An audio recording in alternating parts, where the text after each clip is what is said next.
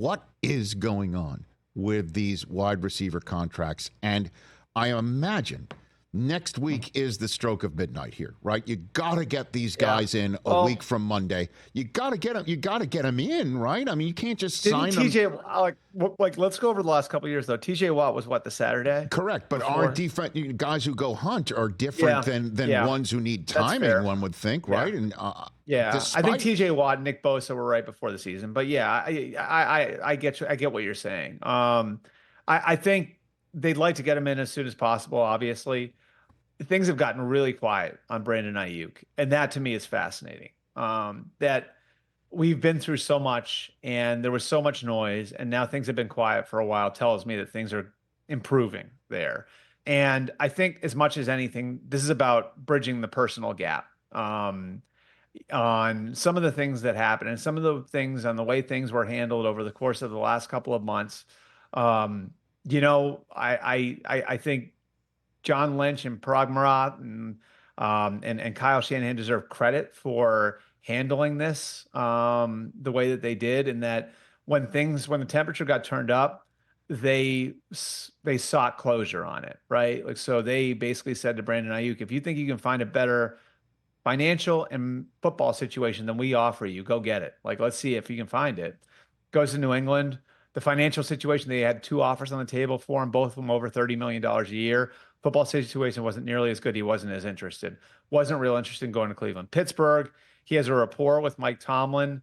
The football situation is pretty good. The money wasn't much different than San Francisco's. So ultimately doing that pushed Aiyuk back to the table, and we'll see what happens. I think a key nuance to this one too, Rich, if they're going to pay Brock Purdy next year, who is the answer as a skill position player for the next 5 years? Debo's awfully beat up. Christian McCaffrey, I think you look at the mileage on his legs, he's been a unicorn as a football player and performing as much as he has with the workload he's taken on, but he's not forever either. And then George Kittle's in his 30s. So Aiyuk is the guy you want to pair with Purdy long term. Lamb, I think, gets done because I think the Cowboys are getting closer to the neighborhood where this sort of thing needs to be. And Jefferson's obviously the standard now. The question is whether or not he's an outlier. And so, like that gap between what Jalen Waddle and Devontae Smith and Nico Collins and Amon-Ra St. Brown got and Jefferson got, that's what has made this more difficult. So how close are you getting Lamb to Jefferson? And then that relates to Ja'Marr Chase too, where Chase and Jefferson obviously were in touch over the course of the offseason. So Chase knows exactly how things went with Minnesota and Jefferson, and he wants to be on that plateau. And I think for the Bengals, because things have been awfully quiet there hasn't been a lot of back and forth between the sides. I think for Chase, who has been professional through this whole thing, like the people there have told me he's been in meetings, he's helping the younger receivers, he's just not practicing. I think for Chase, it's all right, like, let's see if Jefferson's really the outlier.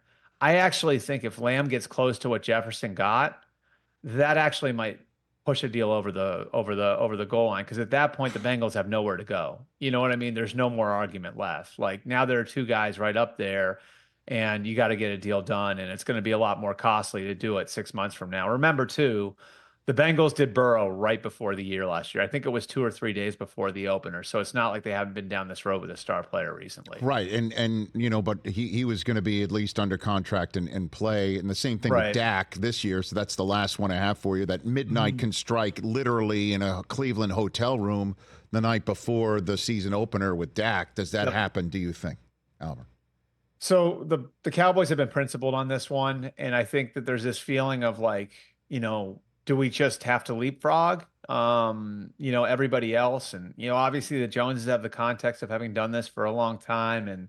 And you can remember, was this probably, almost 10 years ago now, where, Stafford, Carr, Garoppolo, Luck, like they all were leapfrogging each other. Matt Ryan was part of that, Aaron Rodgers at the end.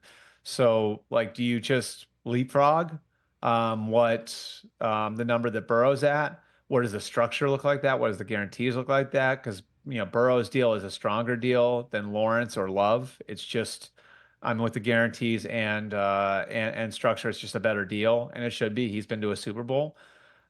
So this one is, a little complicated that way. That said, I think if you look at the history of the Cowboys, there's like huffing and puffing all the way to the finish line, and then they wind up paying their guys at the top of the market.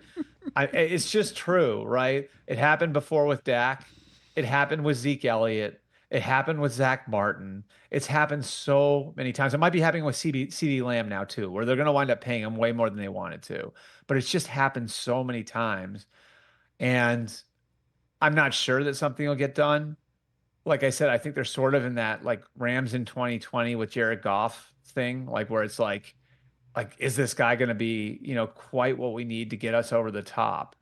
But do they have the stomach to see what's behind door number 2, where they go into the season with a quarterback in a contract year with it being like basically impossible to franchise tag him after this year. So he's got a free way to free agency.